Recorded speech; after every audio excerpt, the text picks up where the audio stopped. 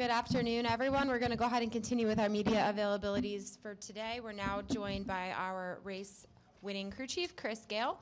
We'll go ahead and open it up for questions. If you have one, please raise your hand and we will get a mic over to you. We'll start in the back with Zach.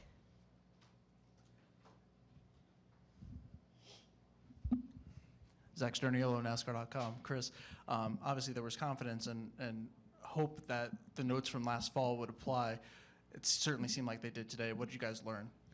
Yeah, for sure. I mean, obviously we weren't as dominant last fall, but we did kind of like, I don't want to say stumble into something. We tried something different that worked. And then we were, you go back after having a winning event like that and having some laps on it, we were able to kind of go back and let's fine tune on that a little more. Let's exploit what we think was better. And we were able to do that. And then, I was optimistic. Practice went better than I thought because a lot of times, I haven't lived it that many times here with Denny, third event with him at Vegas, but I have lived a lot where the balance in practice versus the balance in race was completely different, and they were very disconnected and hard to kind of have a good practice session and a good race. And we were pretty consistent last fall. I think that was one thing that happened is we were happy in practice, we were fairly happy in the race, and we were able to kind of do the same thing this time where we had speed, we had short run speed, which is, not to give Denny Hamlin a hard time, but that was probably where we struggle the most, right, compared to the long run speed and taking care of tires. And we had that in practice, right? And then we qualified well. And today, honestly, the adjustments that we expected to have to do, we were able to do, and it was nice and rewarding. I got a little worried about the pit road speeding penalty, not because we had enough car speed to probably overcome it, but you can always get trapped in somebody else's stuff when you're in the back or something happens out of your control because you kind of put yourself in that situation. So he did a great job of, you could see he buckled down kind of his mistake. He's like, I'm going to make up for this one and got through traffic pretty well on that one. So it's a good day. Well, to that point, Denny gave a lot of credit to the team in Victory Lane, but what did you see from your driver as he rallied through the lost track position to get all the way back up there? Yeah, I think it's, what I talked about before about short run speed. Last fall, I'm not going to lie, he surprised me with how that last run and how he passed Larson on the outside, like he was pushing, right? And typically he, was probably more of a thinking guy, not pushing as hard and just reacting like some of those guys will to just put the car wherever it took. And I think as he's gotten more confidence, we've gotten the setup better for him. We've had more overall car speed. He's had more confidence to do that consistently. And I think you saw that at the beginning of runs today when he wanted to go take the lead and control the race. Come down here to Jenna. Hi, thanks, Jennifer, AP. Congratulations, Chris. My first question is, Denny has talked a lot about how difficult it was for him to get back into the groove this season. Obviously, I knew this question was coming. Well, you can thank me. Obviously, he went through a lot of things, but for you, what was it like for you to get back into it this year, and how good does today feel? Yeah, it feels great today. Leaving Phoenix, that was probably the most dejected I've been in my life. From a, personal standpoint or more a business standpoint, right? I probably sat around for 3 days rethinking everything I could have ever done.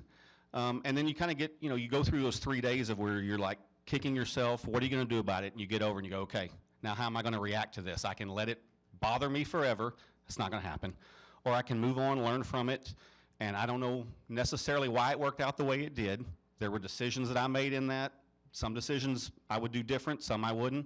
But you got to move on, right? And I think that's the thing. As I, sat around, and I'm old enough now. I have a daughter, and how do you want other people to think and see you that are close to you? And that's how I decided. And it just did take me about 3 days to kind of get over it, And then I felt horrible because Denny's going through all those things he's going through at the time, right? And I can't really help it, but from a personal side, how can you not feel bad? You're like, God, I could have delivered that championship to him, and I wasn't able to do it. And then he has to go through all this, but that's a little tough to.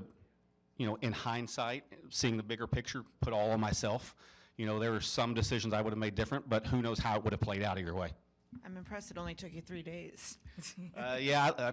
3 days of kicking yourself pretty hard, like it gets old too. At least you got out of bed. Yeah. You do have a great team with the 11 team, and your driver came back to you sort of broken a little bit.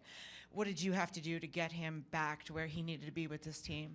We just talked about the stuff going into this season. And really, we just talked about, okay, it didn't go the way we wanted. How do we rewrite what's coming in the future. What you don't want to do, same problem I had, same thing he's got. There's a lot of things that happened to you in the past. You don't want to drag them forward and create more problems for yourself. And, you know, he said he would get there. That, you know, we talked about that. He's like, I'm not fully ready today. I could tell he wasn't locked in. We were having some conversations, and I was probably ahead of him at that point. I could tell with his responses he hadn't thought about some of them, you know, and you kind of get through the speedways, and I think that for him sets the tone. He gets through a couple of those, and then it starts to kind of click. And then I think we had the good run at Coda that helped. A little better run at Phoenix, and I think you see him each week getting more and more locked in. And I think that's how you do it, right? You just keep the confidence going. He knows that we're still bringing fast cars. Nothing's changed. He's still got wins in front of him, and then you just let that build. Other questions for Chris? We'll come right here in the middle.